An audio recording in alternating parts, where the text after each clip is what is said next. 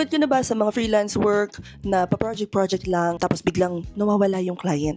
Hi, I'm Mary and I teach people how to start working from home. Alam mo yung VA ka na pero very random yung tasks na ginagawa mo. Maraming VA ngayon ang general virtual assistants ang ino-offer na service. But then again, clients, nag-shift na yung pangangailangan nila. Let's say for example, kailangan nila ng real estate virtual assistant, Reva. Real estate has transitioned to a fast-paced industry and they expect na yung Reva nila handles the backbone or back end of the business. Lead management, listings, transactions, client follow-ups. At alam mo kung bakit in demand yan ngayon? Kasi no matter what the situation is, real estate deals happen every single day. Clients need support every day. Kaya napakaraming Reva ngayon ang may stable na clients. So hindi na lang siyang project lang. Imagine working from home pero may structured work, clear role, and stable clients. Hindi hype ang Reva. In demand talaga siya. So if you want to learn how Reva actually works behind the scenes, check the link in my bio kasi may klase kami niyan next weekend. 999 pesos lang yan tapos may kasama pa siyang 2 weeks na internship, certification, and all included na po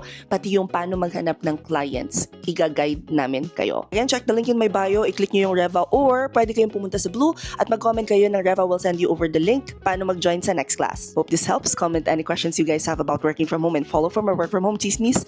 I will personally see you sa classroom. Bye!